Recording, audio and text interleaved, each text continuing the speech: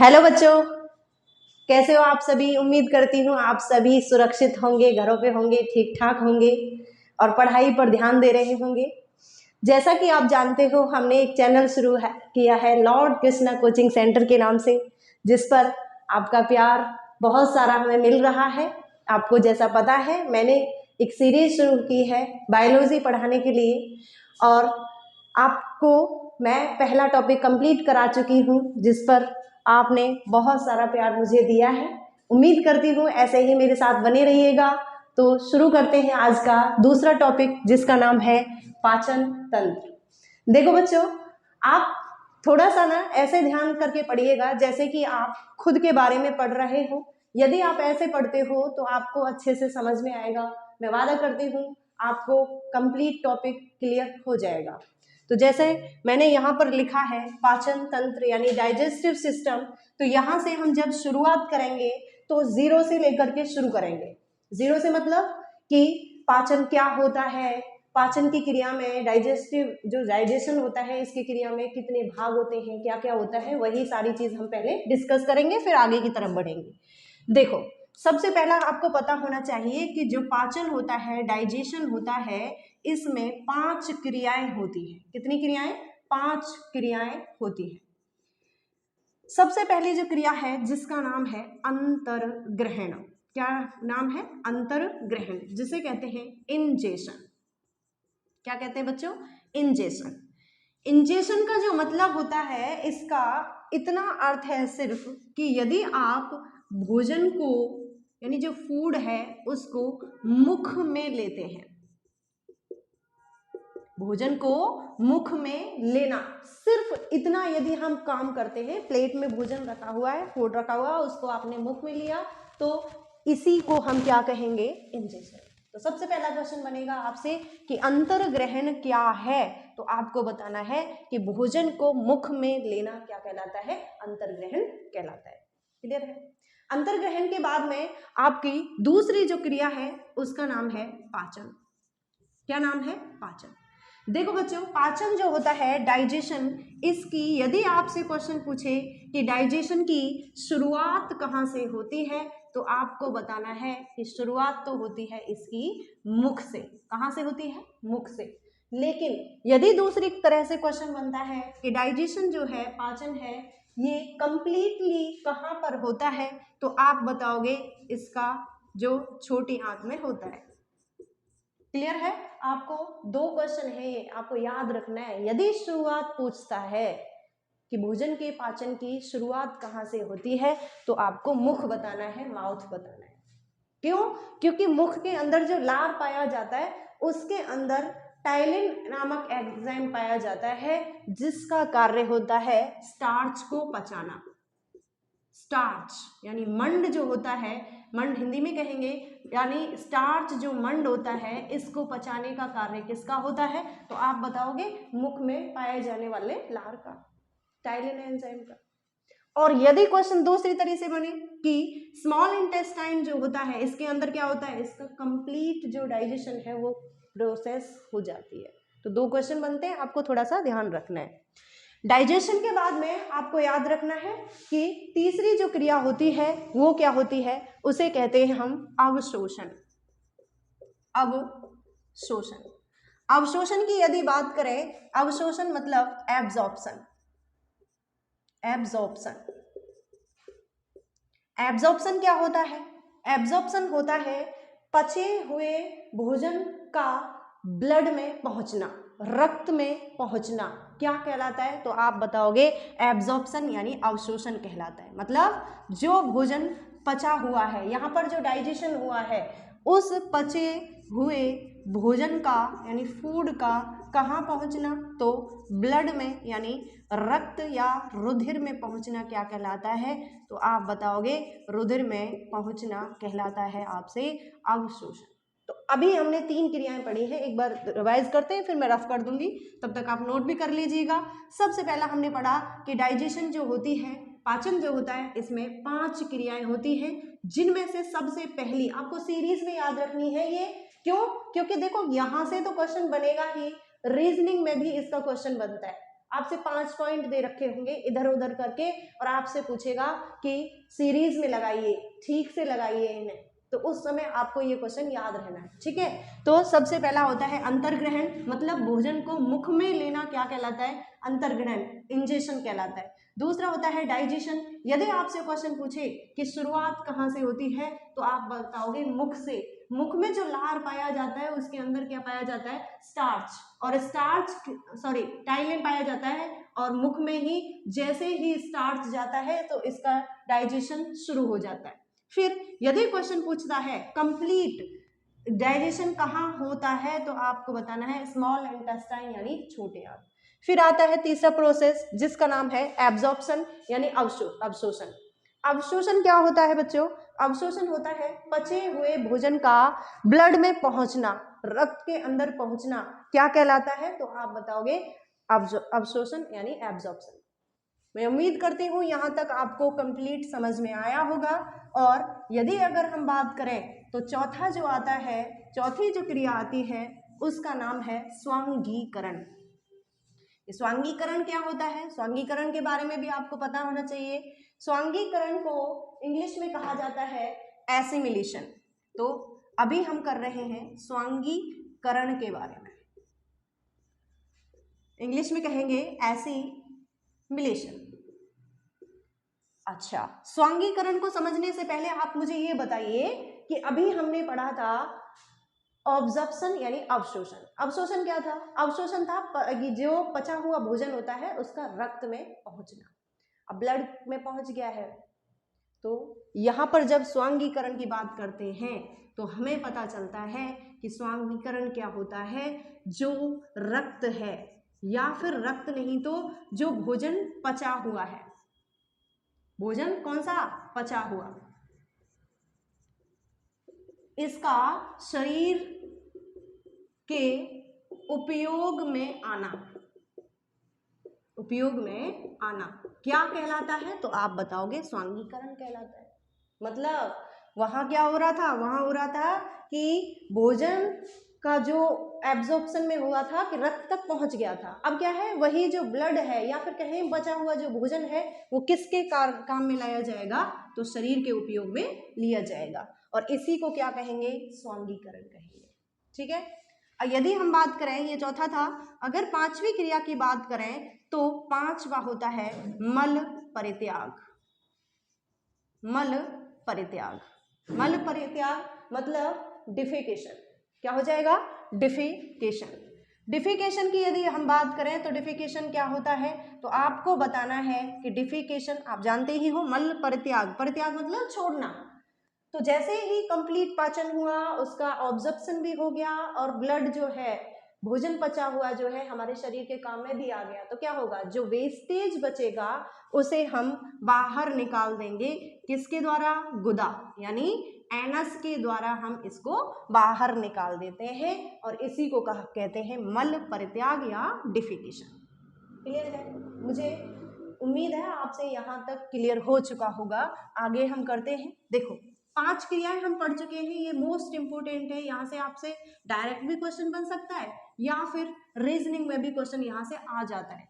5 क्रियाएं दे रखी होंगी, तो 5 क्रियाएं कैसे, सीरीज में नहीं, सीरीज में नहीं देगा, वैसे ही एक ABCD करके पॉइंट दे देगा और पूछेगा आपसे सीरीज में लगाइए।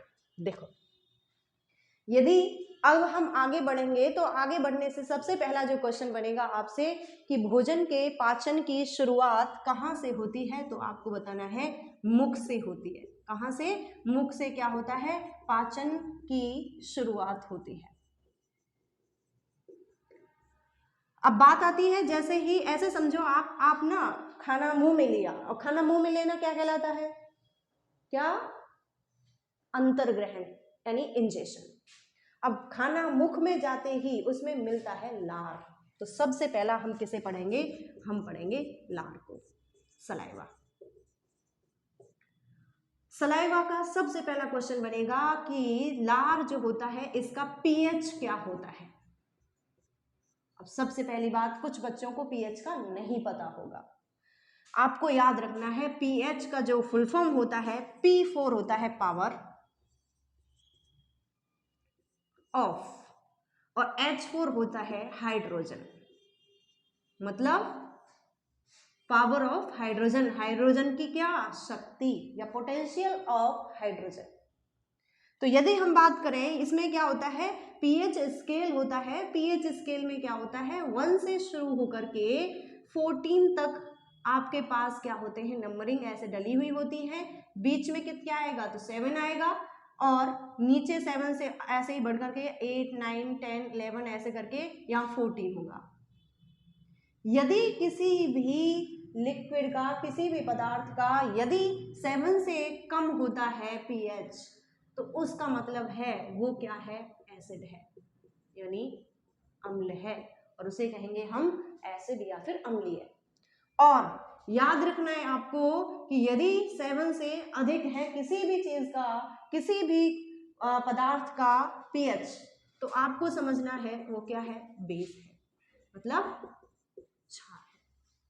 लेकिन एक क्वेश्चन और बन सकता है यहां से, क्या कि यदि मान लो पीएच ना तो 7 से कम है और ना ही ज्यादा, मतलब 7 ही है, तो क्या करेंगे, उसे हम कहेंगे उदासीन, यानी न्यूट्रल। क्या कहेंगे, ये न्यूट्रल है, उदासीन है। किसका होता है 7 होता है शुद्ध जल का।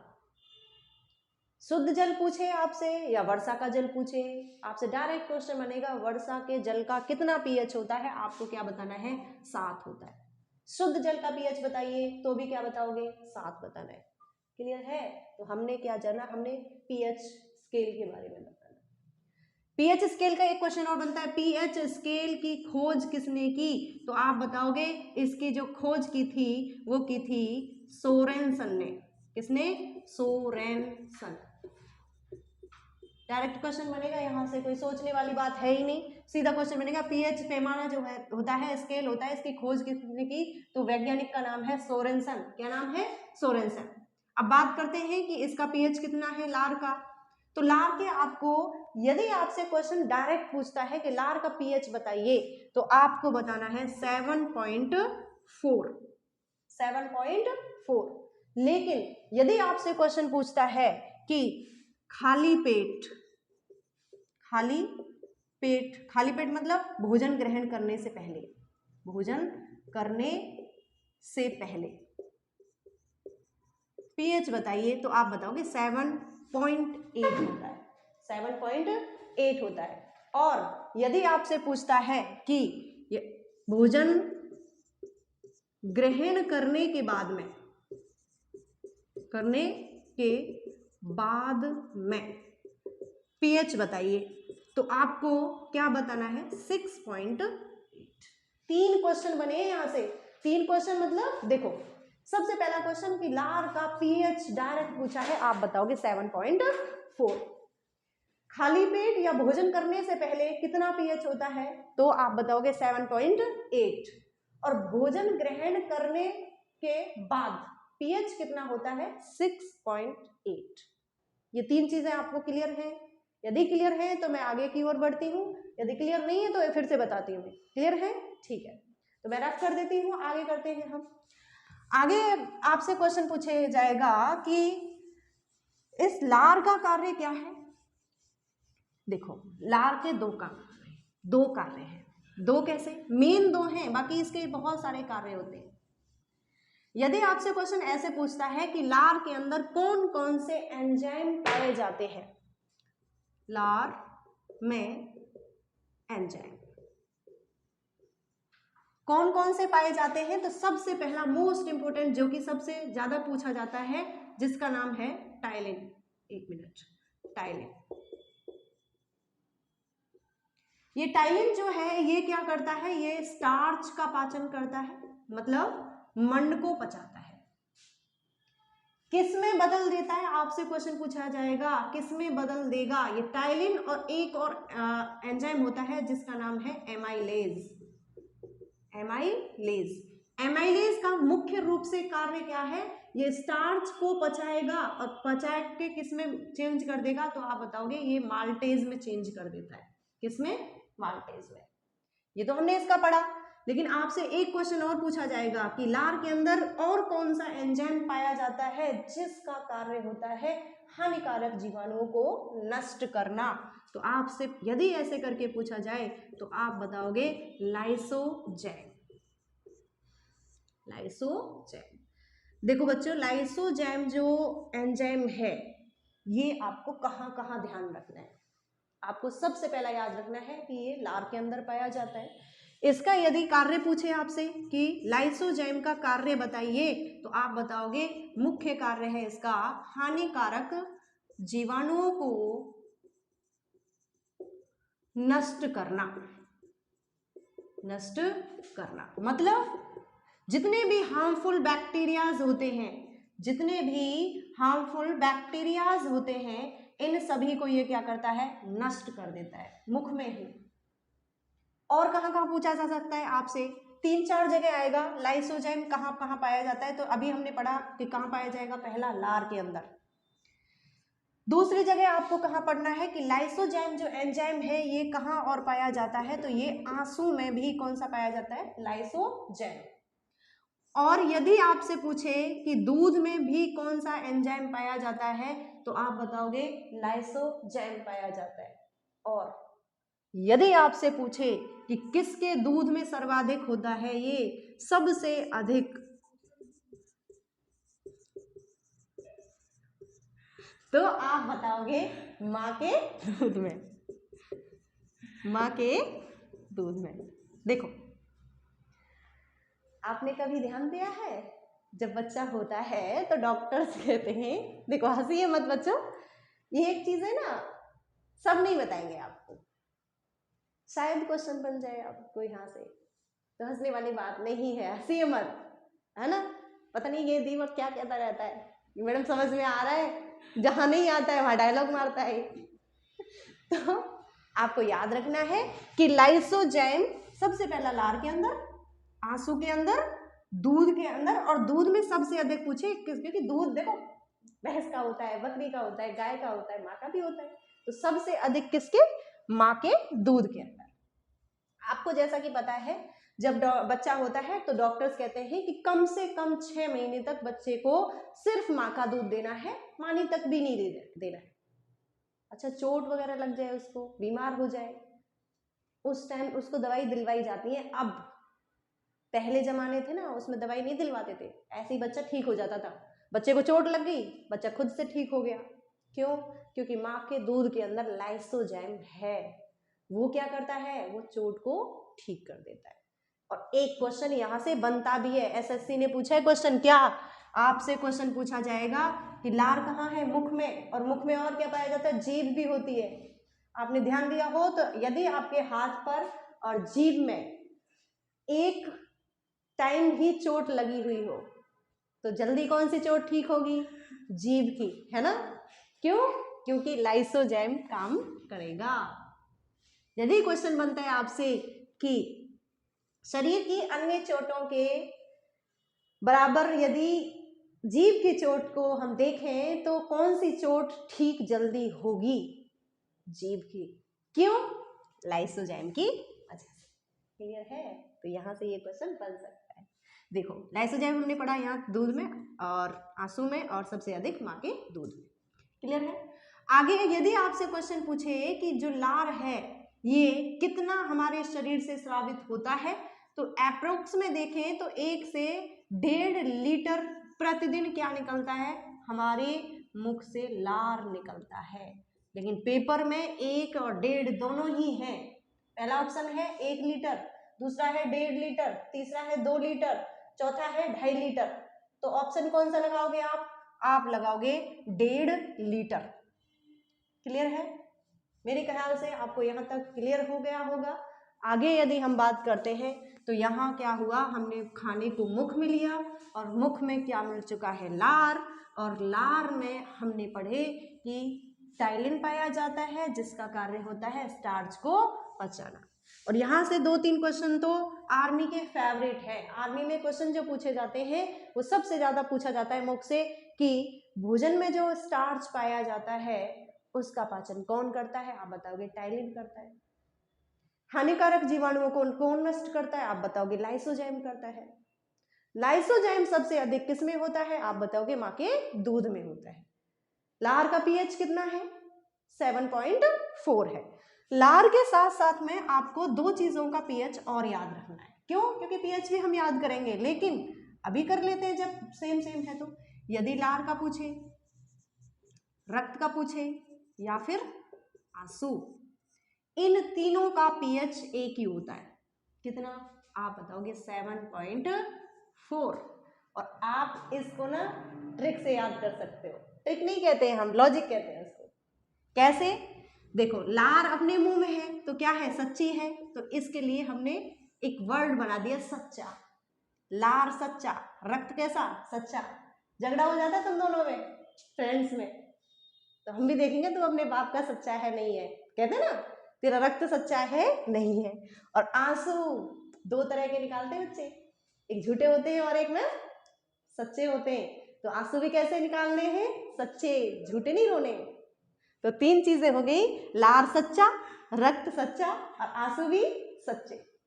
देखो, सच्चा से कैसे याद रहेगा? 6 से 7 यानी 7, और 6 से क्या हो जाएगा? 4, 7.4। क्लियर है? याद हो जाएगा, बड़े इजीली याद होगा। कुछ नहीं, सोचना नहीं है, पहली चीज तो ये है। क्यों? ज्यादा दिमाग नहीं लगाना है, यहाँ थोड़ा ध्यान रखना है, बस सब आएगा समझ में। तो हमने यहाँ पीएच भी याद कर चुके हैं। आगे जो करेंगे, आगे हमें पता चला, अरे ये तो मैंने रफ ही कर दिया मेन टॉपिक, तो दोबारा से लिख देती हूँ मैं, पाचन तंत्र। अच्छा, आगे क्या होता है? लार मिक्स हुआ। लार मिक्स कौन करता है? लार मिक्स दांत भी करते हैं। तो आगे जो हम पढ़ेंगे वो किसके बारे में पढ़ेंगे? दांतों के बारे में। टीथ। सबसे पहला क्वेश्चन कि जो दांत बने होते हैं वो किसके बने होते हैं? आप बताओगे दांत कैल्शियम और फास्फोरस के बने होते हैं। कैल्शियम और फास्फोरस। लेकिन क्वेश्चन पूछेगा आपसे कि दांतों के पदार्थ के बारे में बताइए। दांतों का जो पदार्थ है वो क्या है? आप बताओगे दांतों का पदार्थ होता है डेंटाइन। क्या होता है? डेंटाइन होता है। क्लियर है? आपसे क्वेश्चन पूछा जाएगा कि दांतों का जो अध्ययन होता है, स्टडी, क्या कहलाती है? आप बताओगे ओडेंटोलॉजी। मैंने बताया था ना आपको कि जहां भी, जिस भी शब्द के पीछे लॉजी लग जाए उसका मीनिंग ही क्या हो जाता है? उसका मीनिंग ही स्टडी होता है। तो दूसरा क्वेश्चन क्या बनेगा? अध्ययन करने वाला। यदि आपसे क्वेश्चन पूछा जाए कि अध्ययन करने वाला क्या कहलाता है, स्पेशलिस्ट क्या कहलाता है, तो बताओ क्या लगेगा पीछे? लॉजिस्ट। Very good, ओडेंटोलॉजिस्ट।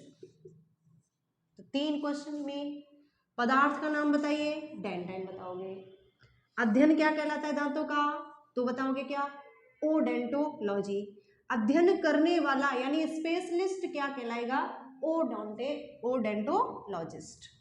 लॉजी आए स्टडी है, लॉजिस्ट आए स्पेशलिस्ट है। क्लियर है? किसके बने हैं दांत? कैल्शियम और फास्फोरस के। आगे करते हैं। आगे जो जो क्वेश्चन बनेंगे, तो सबसे पहला क्वेश्चन आएगा कि मनुष्य में दांतों की कुल संख्या कितनी होती है? तो आपको बतानी है दांतों की जो कुल संख्या होती है कितनी कितनी? अच्छा, 32 बता रहे हो आप। तो दीपक बता रहा है 32, में डेली पढ़ता हूं मैं, मुझे याद हो गया है 32। कितनी है? 32। देखो, मनुष्य जो होता है इसके जीवन में 2 बार दांत आते हैं। पहले आते हैं दूध के दांत। तो आपसे यहां से भी क्वेश्चन बन सकता है कि या तो पूछेगा कि दूध के दांतों की संख्या बताइए, तो आपको बतानी है 20 होते हैं। और दूध के दांतों को ही कहते हैं कौन से? अस्थाई, टेम्परेरी जो होते हैं, जो आएंगे आकर के फिर टूट जाते हैं। टूटते कब है? 5 साल के जो बच्चा ऊपर का हो जाता है, या फिर हम कहें बाल्यावस्था जो होती है, बाल्यावस्था में ये दांत टूटने लगते हैं। तो तो बाल्यावस्था जो होता है, चाइल्डहुड, उसमें क्या होता है, दूध के दांत गिरने लग जाते हैं। क्लियर है? अभी हमने पढ़ा कि कुल दांतों की संख्या 32, जिसमें से या तो दूध के दांत पूछे या फिर अस्थायी दांत पूछे। अस्थायी मतलब टेम्परेरी, तो संख्या बतानी है 20। और यदि पूछे कि ये 20 जो दांत होते हैं दूध के, ये गिरते कब है, तो बाल्यावस्था में। अब बचे कितने, देखो 32 में से जब 20 जाएंगे तो कितना बचेगा ना, 12। तो जो 12 दांत होंगे वो कैसे होंगे, तो आप बताओगे ये स्थायी दांत होंगे, परमानेंट। यदि आपसे पूछे परमानेंट टीथ कितने होते हैं, तो आपको बताने हैं 12 होते हैं। कितने? 12। क्लियर है? आपसे क्वेश्चन यहां से बन सकता है कि, अच्छा नोट करना है, कोई नहीं स्क्रीनशॉट ले लो। तो आप बताओगे कि दांत कार्य के आधार पर दांतों को 4 भागों में बांटा गया है। कितने भागों में? 4 भागों में। सबसे पहला जो भाग है वो कौन सा है, तो आप बताओगे कृंतक है। कौन सा? कृंतक, जिसे कहा जाता है इंसीजर। क्या कहा जाता है? इंसीजर। दूसरा कौन सा है, आपने बताना है रदनक है। रदनक को कहते हैं कैनाइन। क्या कहते हैं? कैनाइन। तीसरा कौन सा है, तो आपने बताना है अग्र चवर्णक। कौन सा है? अग्र चवर्णक। क्या कहते हैं इंग्लिश में, तो आप बताओगे प्री मोलर कहते हैं इन्हें, प्री मोलर। और यदि आपसे चौथे प्रकार का पूछता है कि चौथा प्रकार बताइए, तो आपको बताना है चवर्णक। कौन सा बताना है? चवर्णक। चवर्णक को कहेंगे क्या? मोलर। क्या कहेंगे? मोलर। तो हमने जाना कि दांत जो होते हैं, टीथ जो होते हैं, उसके टाइप कितने हैं, प्रकार कितने हैं, तो आपको बताना है 4 प्रकार हैं। सबसे पहला कृंतक, जिसे कहा जाता है इंसीजर। दूसरा कौन सा है? रदनक, जिसे कहा जाता है कैनाइन। तीसरा कौन सा है? अग्र चवर्णक, मतलब प्रीमोलर। और चौथा होता है चवर्णक। ये भी आपको सीरीज में याद करने हैं, भूलना नहीं है बिल्कुल भी। देखो ऐसे समझो, आप मिरर के सामने खड़े हुए हो, शीशे के सामने खड़े हुए हो, और आप अपने दांतों को ब्रश कर रहे हो। क्यों? क्योंकि ब्रश करते समय ना तुम 32 के 32 दांत देख लेते हो, है ना, कौन सा साफ हुआ है, कौन सा नहीं हुआ है, कौन सा रह गया है, उस समय की बात है। तो उस समय देखना है आपको। सबसे पहला आता है कृंतक, जिसकी संख्या होती है 8।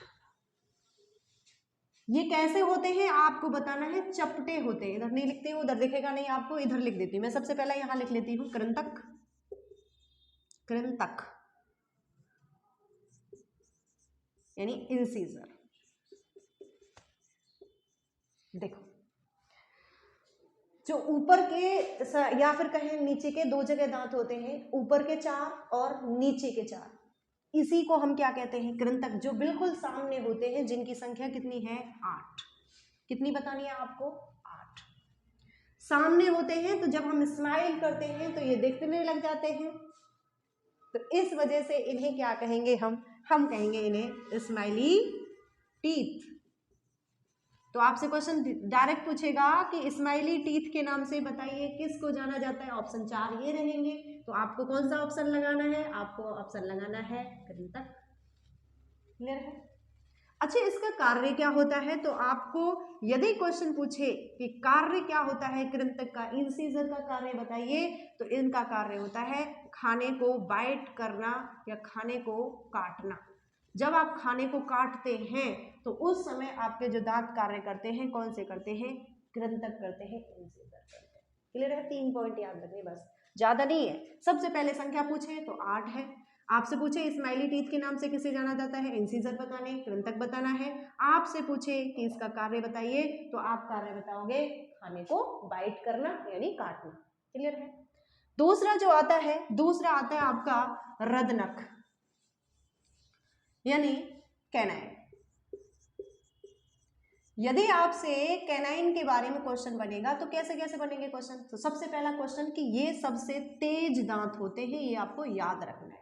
देखो, जितने भी प्राणी हैं जो मांसाहारी हैं, जो मांस का प्रयोग करते हैं, या फिर ऐसे भोजन को खाते हैं जो कड़क होता है, टाइट होता है, उस कड़क भोजन को चीरने और फाड़ने का जो कार्य होता है वो यही दांत करते हैं। और दांत तेज होंगे तो ही ना। हाँ, याद कर रहे होंगे कि मैम हम तो जो धागा होता है ना उसे इसी से काट लेते हैं, कैंची की जरूरत ही नहीं है ना। हाँ, तो मैम तो दिखा भी रही है धागा काट के, तुम भी देख लेना, बहुत तेज दांत होते हैं तुम्हारे। पूछे ये किसी भी पशु में यदि पूछेगा कि किस पशु के बहुत तेज होते हैं ये दांत, तो आपको बताना है शेर और चीता, क्योंकि सबसे ज्यादा शिकार तो यही करते हैं ना। तो यदि आपसे पूछे कि रत्नक दांत किस में बहुत तेज होते हैं, तो या तो शेर में या फिर चीता, ऑप्शन में एक आएगा। ठीक है, क्या तेज पूछेगा तो रत्नक बताना है, शार्प जैसे चाकू होता है तेज। अगर पूछे किस जीव में, शेर में और चीता में। संख्या पूछे आपसे, संख्या होती है 4, 2 ऊपर और 2 नीचे, 2 ऊपर और 2 नीचे। क्लियर है। आपसे पूछे इनका कार्य, तो कार्य क्या होता है, कार्य होता है खाने को चीरना और फाड़ना, खाने को चीरना और फाड़ना, इनका क्या हो गया कार्य। तो यहां तक 3-4 पॉइंट इसमें याद रखने। संख्या पूछे कैनाइन की 4 है, रदनक की संख्या कितनी है 4, 2 ऊपर के 2 नीचे के। सबसे तेज पूछेगा रदनक किस में तेज, शेर व चीता में। कार्य क्या है, खाने को चीरना और फाड़ना। उसके बाद आता है आपका अग्र चवर्णक यानी प्री मोलर। सबसे क्वेश्चन पहला कि जो प्री मोलर होता है इसका कार्य क्या होता है, तो आपको बताना है खाने को चबाना, खाने को चबाना किसका कार्य है, प्री मोलर का है, यानी अग्र चवर्णक का। दूसरा पूछा जाएगा आपसे कि संख्या बताइए, संख्या कितनी होती है, तो संख्या आपको बतानी है 8। कितनी बतानी है 8, जैसे कि औरों की संख्या भी बताई थी। रत्नक की कितनी पढ़ी अभी हमने 4 पढ़ी। अब प्री मोलर की कितनी पढ़ ली, तो यहाँ लिख देती हूँ, कितना बताओगे 4 ऊपर 4 नीचे, तो संख्या कितनी हो गई 8। और ऐड करके देखो 8 और 8 16 और 4 20, कितने बचे 12। तो 12 कहाँ आएंगे यहाँ पर। मतलब यदि आपसे पूछे कि मोलर की संख्या बताइए, तो आपको बतानी है कितनी 12, चवर्णक की संख्या कितनी 12। और यदि आपसे पूछे कि इसका कार्य बताइए, तो यहाँ तो था चबाना, यहाँ क्या ग्राइंड करना मतलब पीसना, कि खाने को पीसने का कार्य किसका होता है, तो आपको बताना है किसका होता है चवर्णक।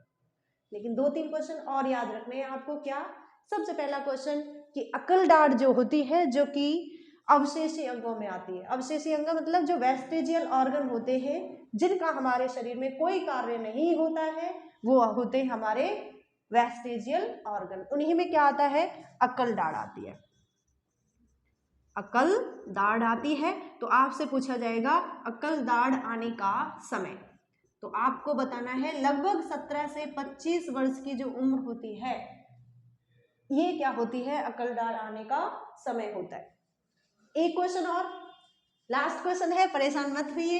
तो लास्ट क्वेश्चन क्या, आपसे पूछा जाएगा कि सबसे जल्दी दांत किस जीव के बढ़ते हैं, बढ़ते हैं। तो आप बताओगे, देखो दीपक भी आंसर कर रहा है इसका तो सीटेट वालों के लिए ये क्वेश्चन आता है ज्यादातर, तो बिल्कुल सही आंसर किया है इसने, लेकिन हालांकि बोला अपनी भाषा में है, क्या मूसा तो मूसा नहीं, आप चूहा याद रखोगे। ठीक है, तो एक तो चूहा होता है और दूसरी होती है गिलहरी। तो चूहा और गिलहरी होता है, इसके दांत बहुत जल्दी बढ़ते हैं, इतने जल्दी बढ़ते हैं कि यदि ये कुतरने का कार्य छोड़ दे तो इनके जो दांत है ना मसूड़ों से पार हो जाएंगे। तो ये चीज तुम भूलना नहीं है तुम्हें। क्यों, क्योंकि हमारा दीपक भी ये चीजें याद करने लग गया है। और देखो तुम्हें याद नहीं हुआ, देखो तुम रेगुलर पढ़ रहे हो, वो कभी कभी पढ़ता है, बस यहाँ आके बैठता है तभी पढ़ता है ना। जब उसको याद हो सकता है तो तुम्हें क्यों नहीं। एक बार यहाँ तक करते हैं, फिर क्लास ऑफ करते हैं, इससे आगे हम कल करेंगे। लेकिन थोड़ा सा देखो, कृंतक की जाना नहीं है अभी, मेरे पास तुम्हारे लिए है कुछ, नहीं तो रह जाएगा, है ना। तो इंसीजर कितना 8, खाने को काटना आपको बताना है कृंतक का कार्य है। ठीक है, स्माइली टीथ किसे कहते हैं, कृंतक को कहते हैं। दूसरा आएगा आपसे रदनक या कैनाइन की संख्या कितनी 4, खाने को चीरना और फाड़ना इसका कार्य हो जाएगा। और आपसे यदि पूछता है अग्र चवर्णक प्रीमोलर की संख्या 8 और खाना को चबाना इसका क्या हो जाएगा, कार्य हो जाएगा। मोलर की संख्या पूछता है आपसे तो आपको मोलर की संख्या बतानी है, सॉरी 12 चवर्णक की, और कार्य पूछे तो खाने को पीसना। और याद रखनी है कि चवर्णक के अंदर ही क्या आती है, अकल डाट जो कि अवशेषी अंग होती है। समय पूछे आपसे 17 से 25 वर्ष, इस टाइम में ये क्या आ जाती है ना। और यदि आपसे क्वेश्चन पूछे कि सबसे जल्दी दांत किस जीव के बढ़ते हैं तो आपको जीवों के नाम याद रखने हैं, चूहा है और गिलहरी है। एक सूचना और देनी थी आपको, जैसा कि आप कहोगे मैम शुरू में भी बता दिया, फिर से बता रहे हैं। हमारी जो क्लासेस चल रही हैं ये रेगुलर चलेंगी, टॉपिक वाइज टॉपिक कराए जाएंगे और बीच बीच में आपके लिए थोड़ा मनोरंजक टॉपिक लेना पड़ेगा जिससे कि आपका मन लगा रहे और याद भी होती रहे चीज़ें, ठीक है। मैं खुद ट्रिक से भी कराऊंगी आपको, लॉजिक बनेगा लॉजिक से कराऊंगी, और समझ के तो आप कर सकते ही हो, लेकिन समझदार नहीं बनना है ज़्यादा, ठीक है। तो चलो फिर मिलते हैं अगली क्लास में, टाटा बाय बाय।